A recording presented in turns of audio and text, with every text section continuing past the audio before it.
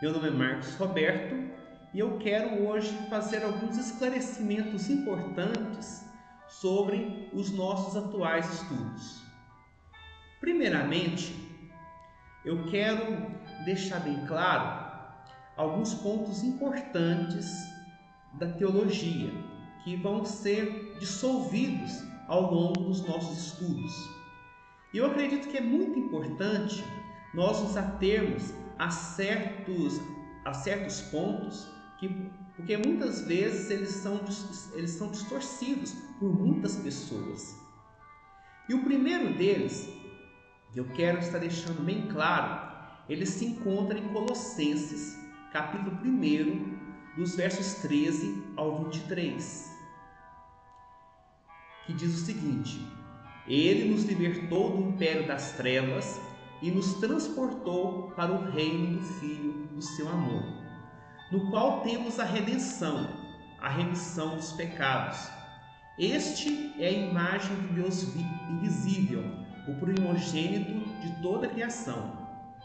Pois nele foram criadas todas as coisas, nos céus e sobre a terra, as visíveis e as invisíveis, sejam tronos, sejam soberanias, quer principados, quer potestades. Tudo foi criado por meio dele e para ele.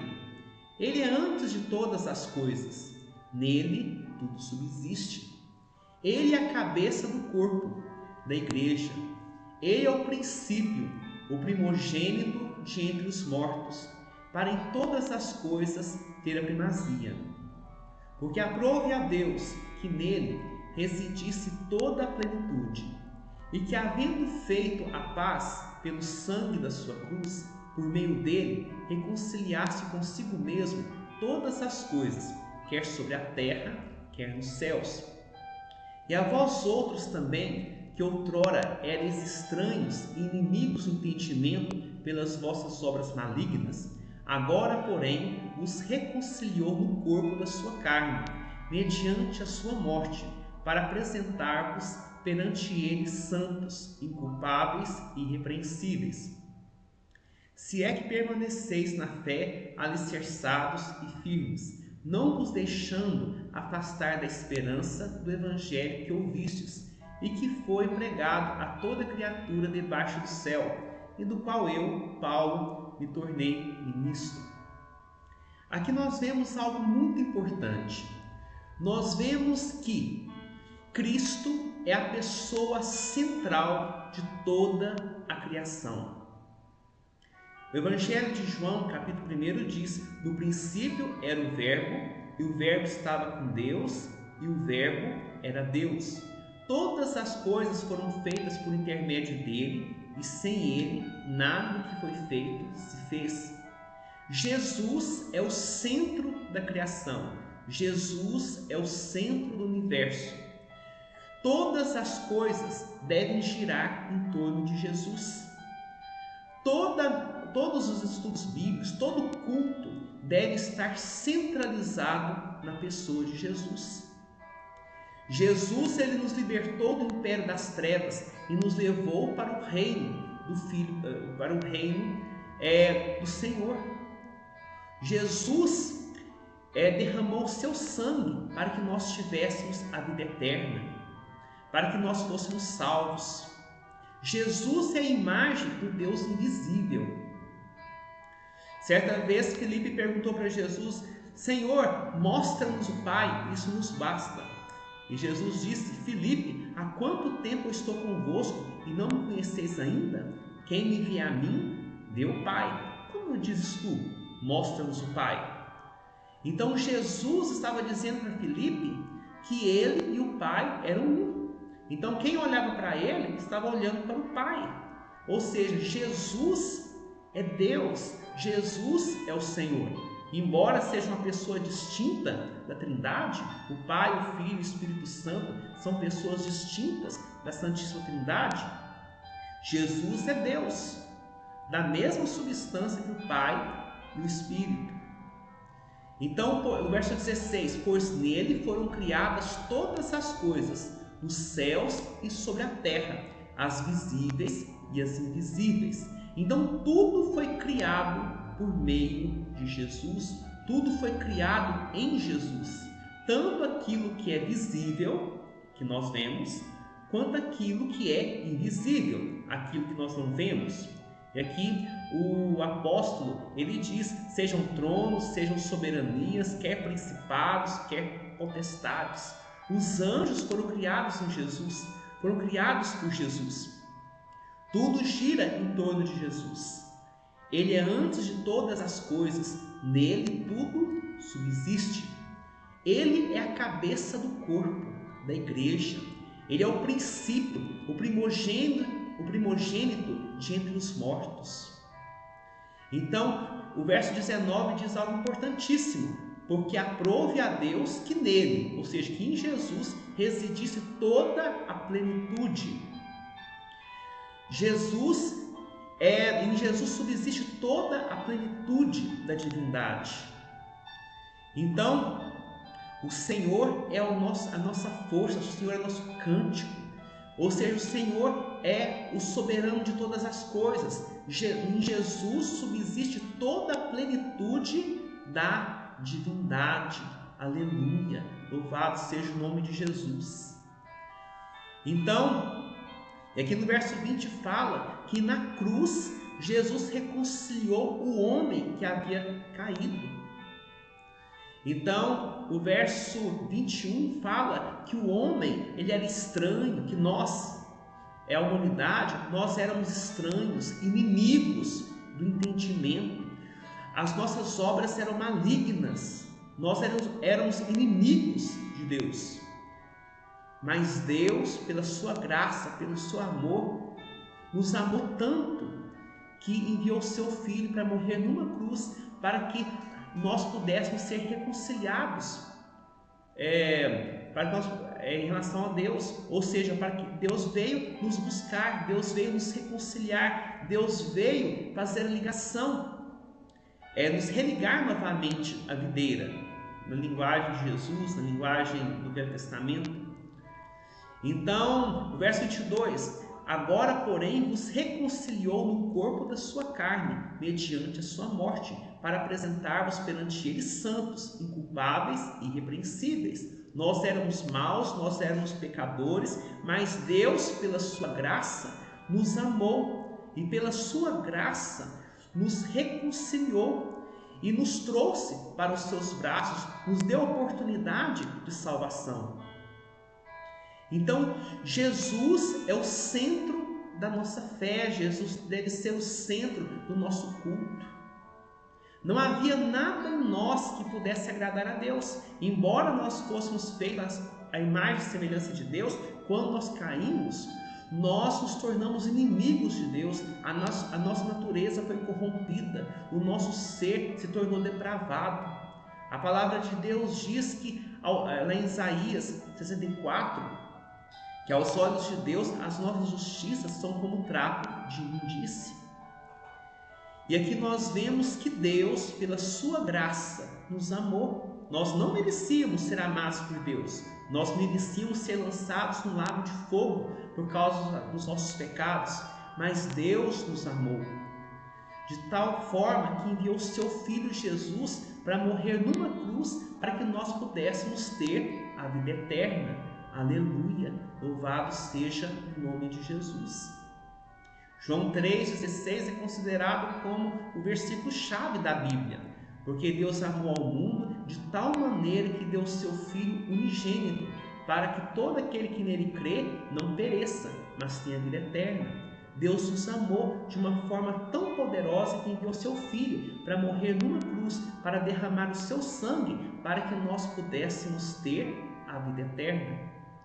Quando Lúcifer e os demais anjos rebeldes pecaram, Deus não os perdoou, Deus não deu uma nova oportunidade para eles, Deus não deu condições para que eles pudessem ser salvos. Eles pecaram e foram expulsos da presença de Deus, foram expulsos do céu e estão condenados ao lago de fogo para todo sempre.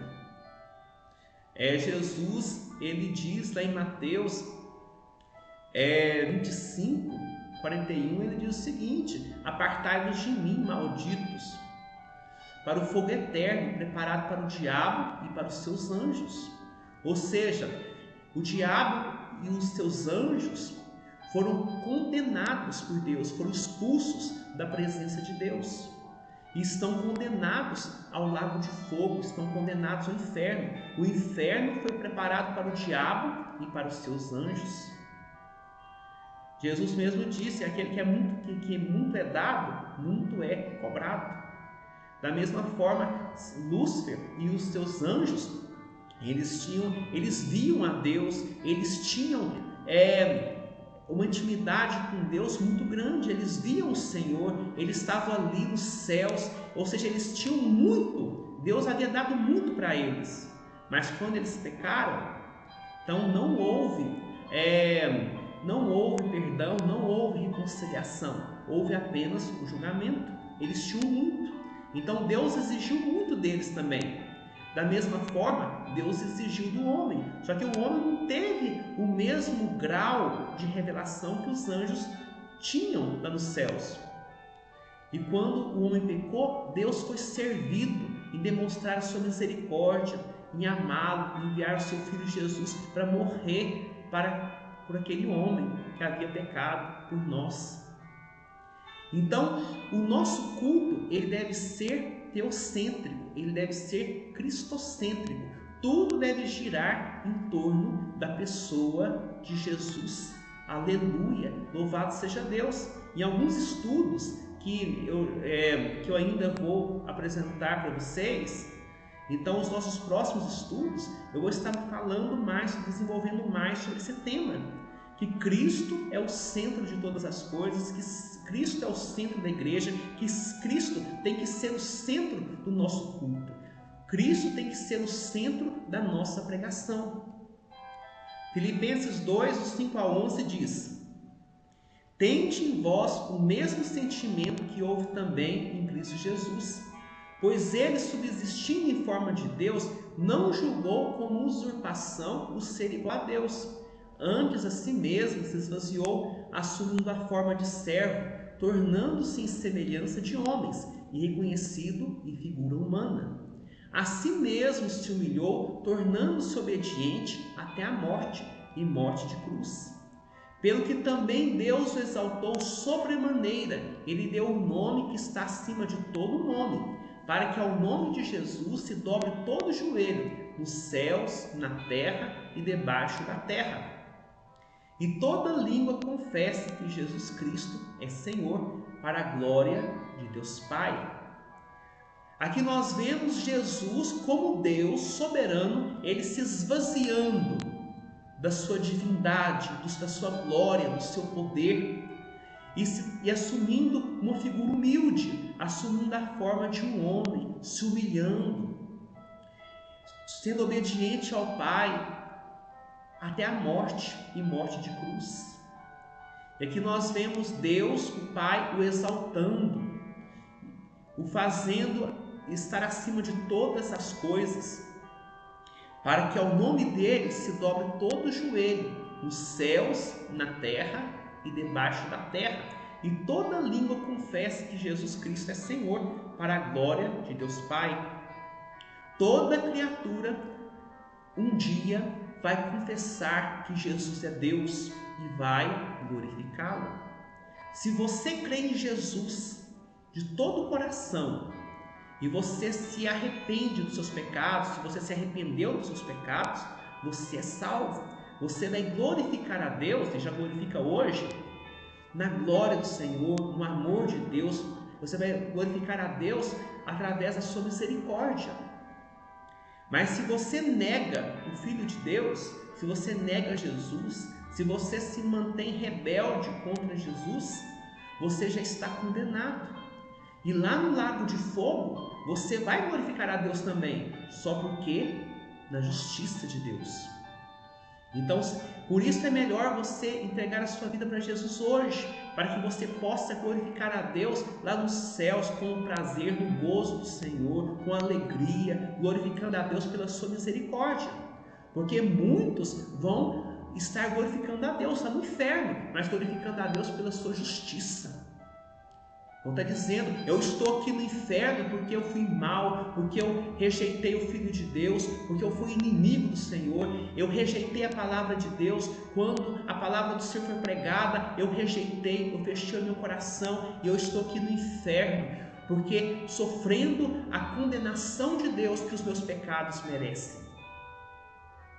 Então, por isso é necessário que nós aceitemos a Jesus como nosso Senhor e Salvador, que nós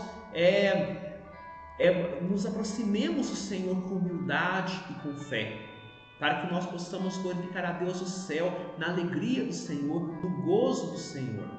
Amém? Mas por que eu estou dizendo tudo isso? Porque eu estou desenvolvendo o tema da intimidade com Deus. É necessário que nós desenvolvamos a intimidade com Deus, um relacionamento de intimidade. E geralmente, eu gosto muito de usar a figura do pai do filho pródigo. No nosso último estudo, eu disse que Deus criou o homem, não porque Deus precisasse do homem ou que Deus se sentisse só. Eu já ouvi pregadores dizendo que Deus criou o homem porque ele se sentia muito sozinho lá no céu, e aí ele precisava de alguém para conversar, e ele criou o homem para poder ter um relacionamento com ele, para que ele pudesse não se sentir tão só. Isso é uma blasfêmia, isso é uma heresia, porque Deus ele não é incompleto como nós. Deus ele é completo. Deus não é único no sentido de não existir outro igual, porque Deus é trino. Deus é Pai, Deus é Filho e Deus é Espírito Santo. É o único Deus, um Deus só, mas que subsiste em 3 pessoas. Eu não sei explicar isso, não tenho condições de explicar a doutrina da Trindade. Eu apenas creio nessa doutrina. Eu aceito essa doutrina pela fé. Porque a mesma Bíblia que fala que existe um único Deus, também apresenta Jesus como Deus, apresenta o Pai como Deus, apresenta o Espírito Santo como Deus. Então nós não vemos 3 deuses nas Escrituras, nós temos um único Deus que subsiste em 3 pessoas. E o amor mais puro que já existiu e que existe e sempre existirá é o amor que existe entre as 3 pessoas da Santíssima Trindade. O amor que o Pai tem pelo Filho, que o Filho tem pelo Pai, que o Pai tem pelo Espírito, que o Espírito tem pelo Filho. Então nós temos uma unidade e um amor perfeito entre as 3 pessoas da Trindade. Isso é maravilhoso. Por alguma razão Deus quis criar um homem, Deus quis criar o universo. E a Bíblia fala que Deus criou todas as coisas para a sua própria glória. Tudo que Deus criou é para a glória dele, é para a sua exaltação, é para o seu louvor. Por quê? Porque Deus é Deus, e pronto, e ponto final. Deus é Senhor, Deus é todo-poderoso, Deus é Deus, e Deus merece adoração, Deus merece glória. Deus é Deus. E isso é maravilhoso para nós. Nós não entendemos, mas Deus é Senhor de todas as coisas. Como Deus é Deus, Ele merece todo louvor e toda glória. E Deus criou os céus, Deus criou a terra, Deus criou todas as coisas para a sua honra, para a sua glória, para a sua exaltação. E Deus aprova criar um homem, à sua imagem, conforme a sua semelhança, para que ele pudesse. E Deus decidiu fazer um relacionamento, estabelecer um relacionamento com esse homem. Deus decidiu demonstrar, compartilhar o seu amor com esse homem. Que maravilha! Como Deus é santo, como Deus é gracioso. E na aula passada eu mencionei uma figura que eu gosto muito, mas que muitas pessoas podem ter entendido, podem entender de uma forma equivocada. Eu disse que eu usei a figura de Deus como um pai do filho pródigo, que ele corre ao encontro do seu pai. Eu até usei a expressão que eu usei a figura e fiz a analogia de Deus, durante todas as páginas da Bíblia, estar correndo à procura do seu filho pródigo, trazendo o seu filho pródigo de volta para os seus braços. Então, muitas pessoas podem, por exemplo, ter entendido de uma forma errônea o que eu quis dizer, mas é uma figura, é um aspecto de Deus. Então não quer dizer que Deus ficou o tempo todo, o centro do coração de Deus é o homem, de maneira alguma. Deus é Deus. Deus criou o homem para a sua glória. Deus não precisa do homem, de maneira alguma. Deus não precisa da sua criação. Deus é Senhor. Tudo que Deus fez foi para a sua glória. Tudo que Deus faz é para a sua glória, para a sua exaltação. Até mesmo a permissão que Deus dá para o diabo agir aqui nesse mundo satisfaz os propósitos ocultos do Senhor. Então tudo é para a honra e para a glória de Deus. Deus é soberano. E quando nós falamos que Deus é soberano, quer dizer que tudo segue a vontade de Deus. E quando eu falo tudo, é tudo. Nada escapa ao domínio, ao controle soberano do Senhor. Então, quando eu usei essa expressão de Deus indo ao encontro do homem, de Deus passando as escrituras toda da Bíblia como buscando o seu filho pródigo, eu não quis dizer que esse é o único objetivo de Deus, que Deus precisa do homem, de maneira alguma, é uma figura. Assim como existem muitas figuras na Bíblia, então é sobre Deus. Essa é uma outra figura. A Bíblia mostra Deus como rei. A Bíblia mostra Deus como Senhor. A Bíblia apresenta Deus como marido e apresenta o seu povo como a sua esposa. O livro de Oséias trabalha muito com essa analogia. Deus, o marido, e o seu povo, Israel, a sua esposa infiel. Então nós vemos Deus se apresentando no cenário do matrimônio. Então quando a gente vê essa figura na Bíblia, não quer dizer, por exemplo, que é a mesma ideia que nós temos aqui na Terra, de matrimônio, não é isso, mas é uma figura. Ou seja, apresentando Deus como marido que ama a sua esposa, e a sua esposa, no caso, era infiel. Então nós vemos Deus querendo uma esposa fiel.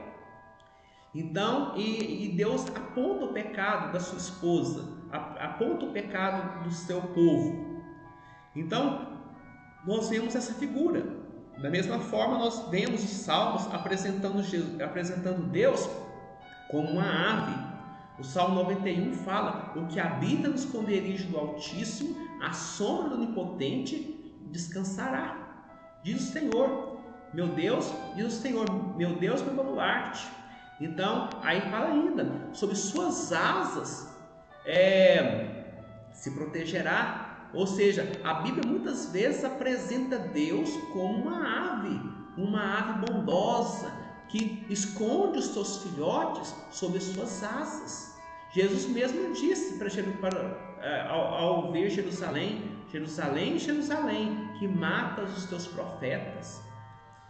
Quantas vezes eu quis ajuntar vocês como uma galinha ajunta os seus pintinhos debaixo das suas asas, e vocês não quiseram. Então nós vemos essa figura antropomórfica, ou seja, Deus se comparando com uma ave amorosa, com uma ave protetora do seu povo. E o filho pródigo também é uma figura. O pai do filho pródigo é uma figura desse pai bondoso, desse pai misericordioso que ama o filho, mas é apenas um dos aspectos de Deus. É uma das formas que Deus revela ao homem. Não quer dizer, por exemplo, que Deus ficou o tempo todo, ou que Deus fica centrado o tempo todo nisso. Não, é um dos aspectos que a palavra de Deus nos apresenta, nos revela a Deus. Porque infelizmente hoje existe uma doutrina,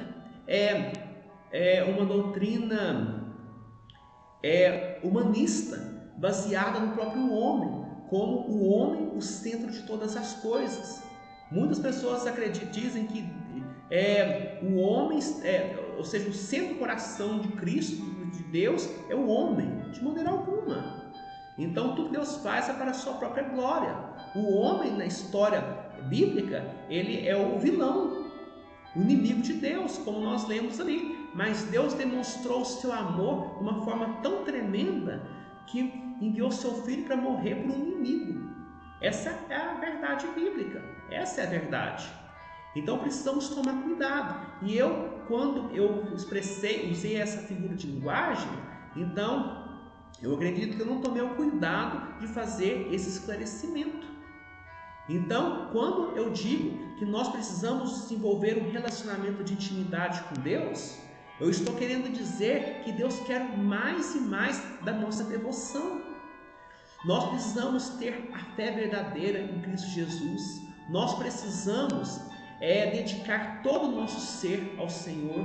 Nós precisamos estar o tempo todo em comunhão com o Senhor, cultuando a Deus no nosso trabalho, no nosso período devocional, lendo a palavra, estudando, cantando louvores ao nosso Deus. Precisamos estar o tempo todo servindo a Deus, lavando a louça, lavando as roupas, arrumando a casa, exercendo a nossa profissão. A nossa vida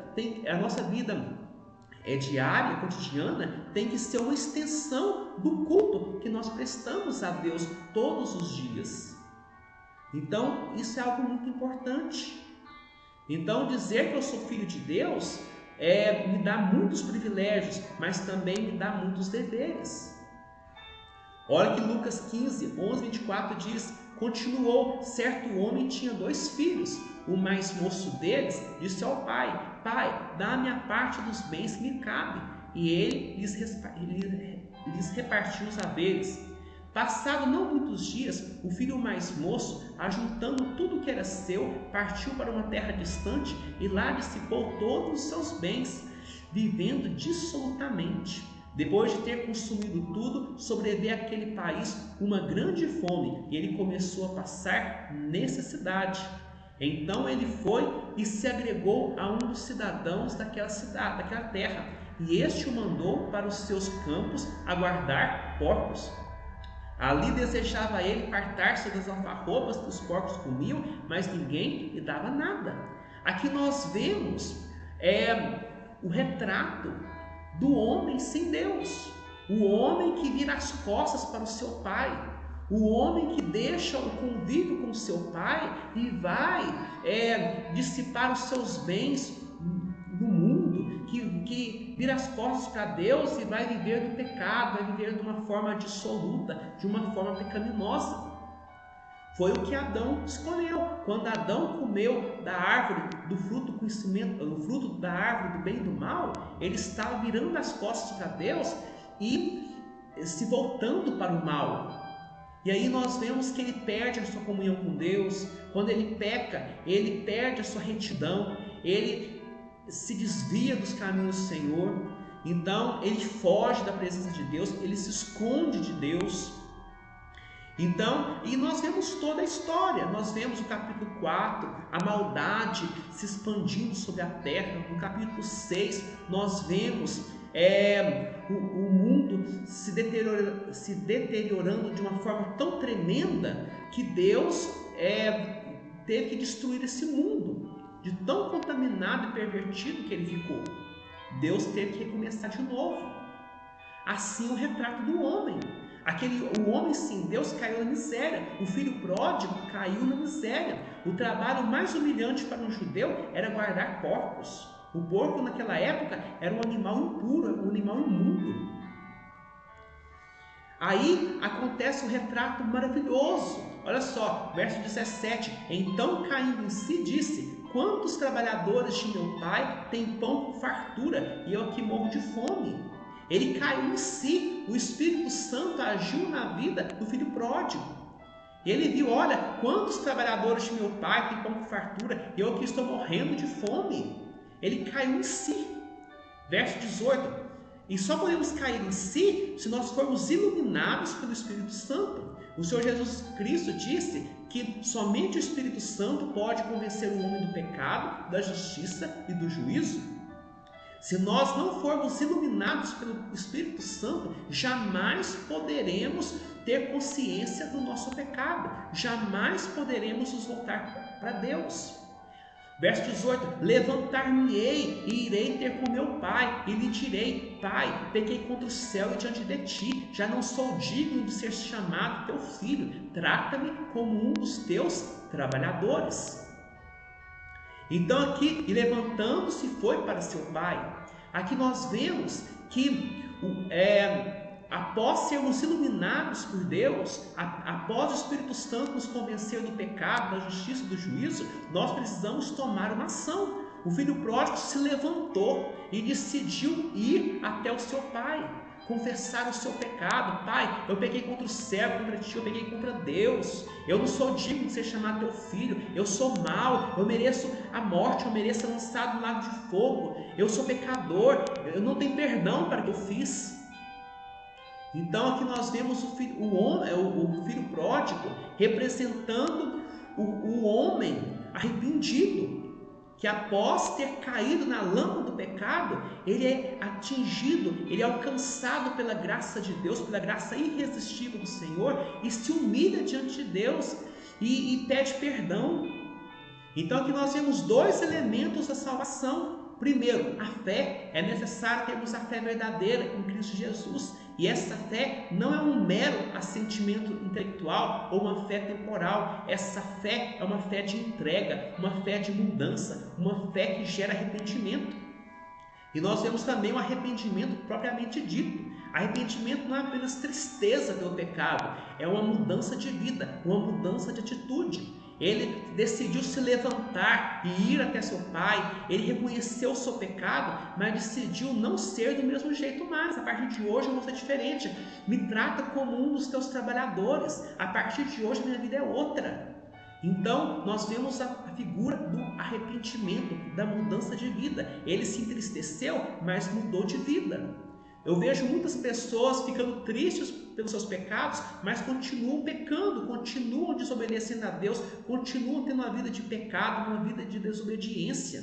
Não adianta. O arrependimento é demonstrado pelas nossas obras. Se você é um servo de Deus, se você se arrependeu dos seus pecados, então a sua vida tem que demonstrar aquilo que você diz.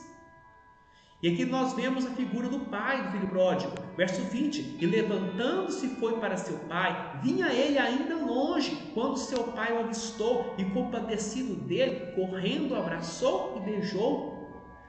Aqui nós vemos que o filho voltou para o pai, para a casa do pai. E quando o pai viu ele de longe, quando o pai o avistou, ele se compadeceu dele, ele correu, o abraçou e beijou. Era desonroso para um homem de idade correr, levantar as suas vestes, correr, ir ao encontro publicamente. Isso era desonroso para um homem daquela posição. Mas aqui nós temos o amor de Deus, que está além das concepções humanas, está além do protocolo humano, da etiqueta humana. Nós vemos aqui o pai sendo tomado pela compaixão, pelo amor. Ele corre e abraça seu filho e o beija, toma nos seus braços. Que maravilha! Nós vemos aqui a reconciliação do filho pródigo com o seu pai. E o filho diz: Pai, eu pequei contra o céu e diante de ti, já não sou digno de ser chamado teu filho.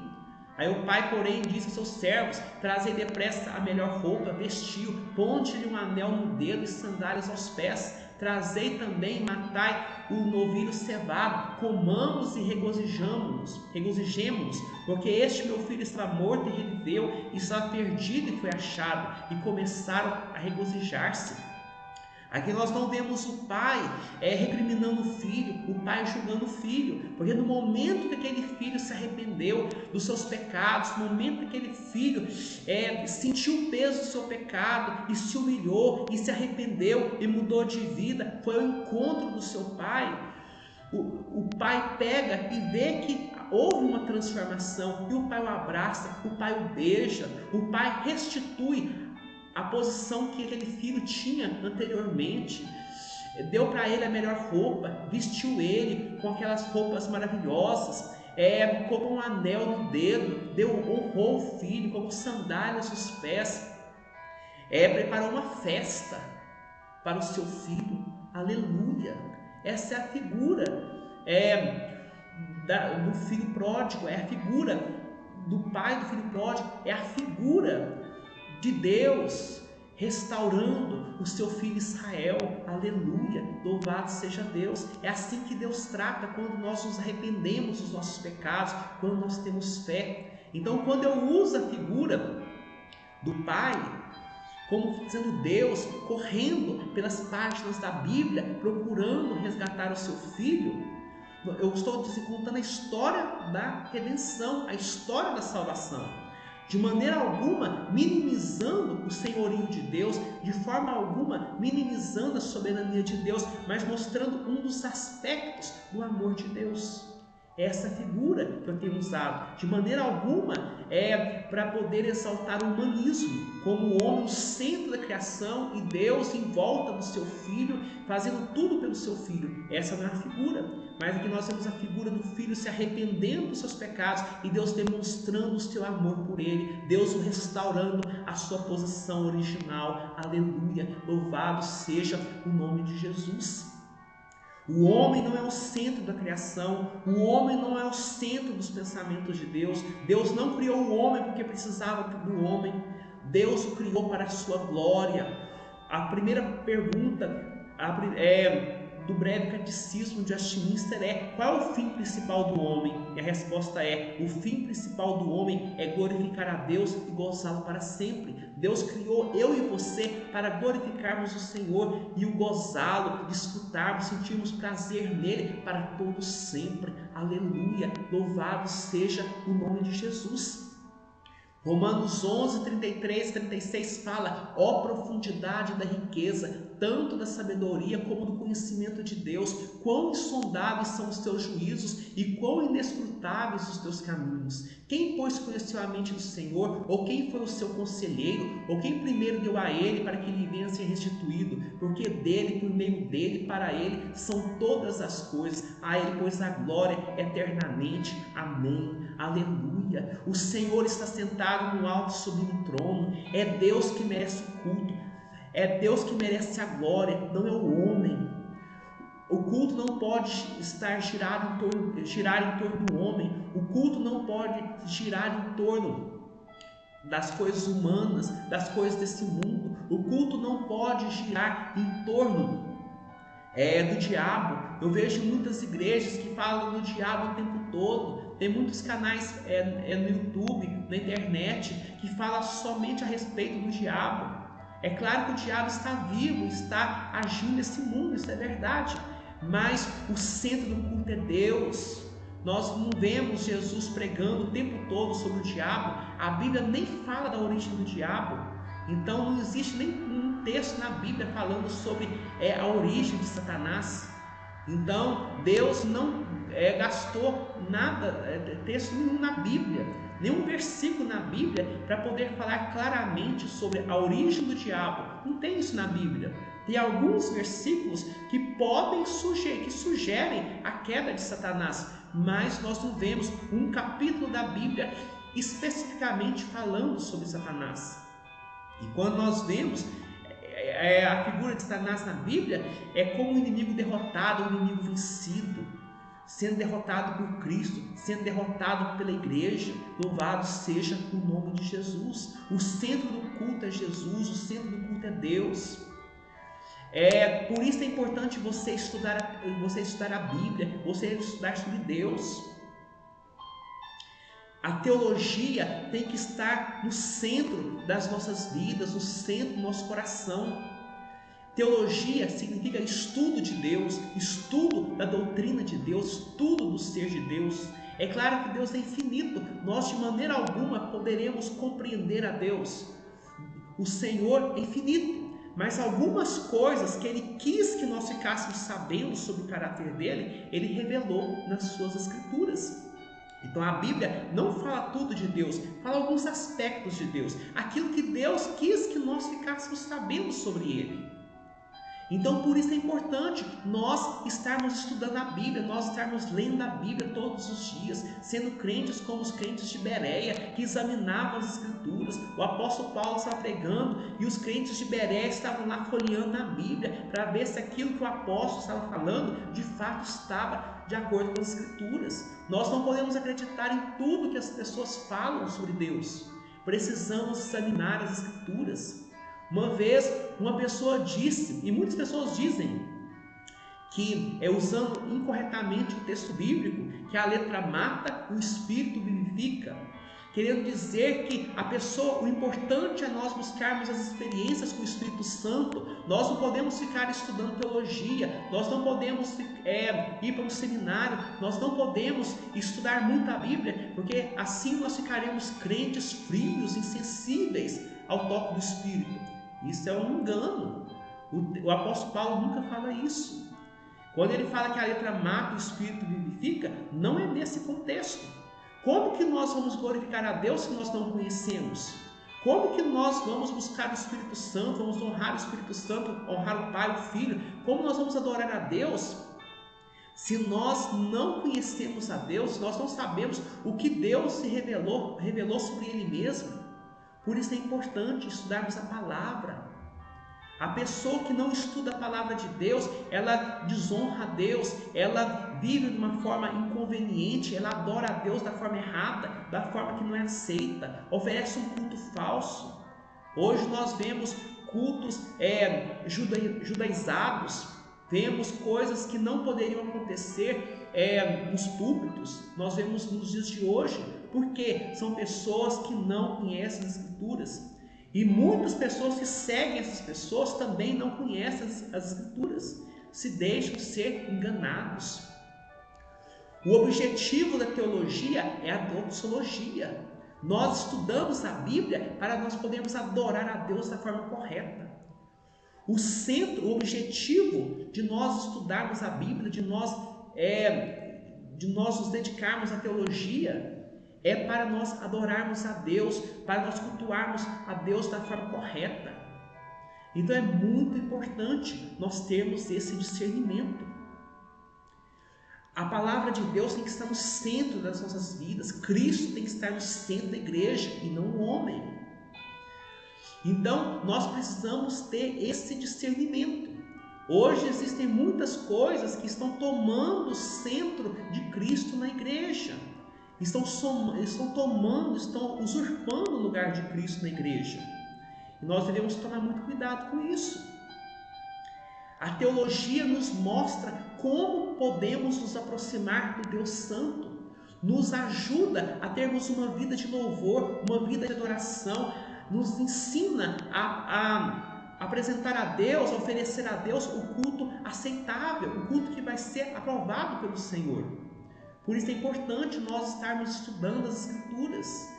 Intimidade com Deus não é como muitas pessoas fazem, pulando, gritando, chorando. Não! Intimidade com Deus é obediência. Se você não obedece a Deus, não adianta você falar em línguas, não adianta você correr, pular, não adianta você dar gargalhadas e muitas outras coisas que são consideradas como obras do Espírito nos dias de hoje. Intimidade implica obediência. Se você quer ter intimidade com Deus, em primeiro lugar você tem que ser obediente. Jesus mesmo disse várias vezes: se me amais, guardareis os meus mandamentos. Vós sois meus amigos se fizerdes aquilo que eu vos mando. Então, quando eu falo que nós devemos ser íntimos com Deus, eu estou querendo dizer que nós precisamos estar ligados ao Senhor, precisamos querer mais e mais o Senhor, precisamos obedecer ao Senhor. Então, Jesus continua sendo Deus, Jesus é Senhor sobre as nossas vidas. Precisamos tomar cuidado com aquilo que muitas vezes é confundido com intimidade. Intimidade implica obediência. Então, intimidade com Deus não é falar em línguas, intimidade com Deus não é dar gargalhadas no culto, não é pular, não é rolar na igreja. Intimidade com Deus é você ser obediente, é você obedecer a palavra, você fazer aquilo que Jesus fazia. Isso que é intimidade. E eu quero que você guarde essa palavra. Eu achei importante, muito conveniente fazer essa aula, fazer esse estudo, para poder esclarecer esse tópico de intimidade que eu vou estar desenvolvendo durante todos os nossos estudos sobre o tabernáculo. Por isso é importante, eu acho importante falar sobre isso. E tome cuidado. Então hoje em dia existem muitas coisas que se parecem com o Evangelho, mas não é o Evangelho. E precisamos tomar cuidado com isso. Precisamos ter esse discernimento espiritual. Precisamos ter esse discernimento. A psicologia é uma ciência maravilhosa que tem ajudado as pessoas, mas a psicologia não é teologia. Então, a medicina é algo maravilhoso, mas não é teologia. Eu não posso ler a Bíblia com o olhar médico. A Bíblia não é um livro de astronomia, não é um livro de física, não é um livro de ciências. É um livro que fala sobre Deus, que fala sobre o amor de Deus. O coaching é uma metodologia maravilhosa. Ela tem na verdade, ela usa muito essa metodologia, usa muitos conceitos, tem muitas contribuições da psicologia, da administração e de muitas áreas. Muitas vezes se parece com o cristianismo. E infelizmente muitos pastores, muitos líderes tentam combinar o coaching com as escrituras. Não dá certo. Tem princípios interessantes, é claro, que são comuns, legal, mas não é a mesma coisa. É uma ferramenta. A PNL também é uma ferramenta que pode ser usada tanto para o bem como para o mal. É uma faca. A faca serve para poder cortar os alimentos, mas a mesma faca pode servir para tirar a vida de outras pessoas. Então são ferramentas que existem, são ciências interessantes, maravilhosas, mas nós não podemos de maneira alguma tentar combinar os princípios dessas ciências entre si. É claro que algumas coisas são boas, são interessantes. Eu até posso, por exemplo, falar sobre certos princípios quando eles são coerentes com as escrituras, mas não é tudo. Existe uma linha tênue separando várias áreas do conhecimento que são próximas das escrituras sagradas. Então tomemos cuidado com a ciência que coloca o homem no centro de todas as coisas. Então aqui, de maneira alguma, eu estou menosprezando nenhuma ciência, mas estou mostrando a importância de nós fazermos a distinção entre elas. Nós não podemos transformar um culto numa sessão de psicologia. Nós não podemos trocar os princípios sagrados das Escrituras pelos princípios de outras áreas do conhecimento. Cristo é o centro da igreja. Cristo é o centro da minha vida e espero que também seja da sua vida. Então que o Senhor te abençoe poderosamente, que o Senhor te livre de todo mal e que você tenha compreendido essa questão da intimidade e da figura de Deus como Pai que busca o seu filho pródigo. Mas o Pai, não esqueça que o Pai só recebeu o filho nos seus braços quando o filho se arrependeu, quando o filho voltou para casa. Se o filho não tivesse voltado, lembre que o pai, ele provavelmente deve ter orado, provavelmente ele estava lá esperando, todos os dias esperando o filho, mas o pai não forçou o filho a voltar para casa. O pai não forçou o filho a abraçá-lo. Guarde isso, é uma decisão pessoal. Nós precisamos tomar a iniciativa de entregar as nossas vidas ao Senhor Jesus. Então Deus não obriga você a aceitá-lo. Deus não obriga você a desenvolver com Ele um relacionamento de intimidade, uma vida de obediência. Isso é uma decisão sua. E que o Senhor possa te abençoar poderosamente. E eu vejo você no nosso próximo estudo. Um grande abraço e fique com Deus.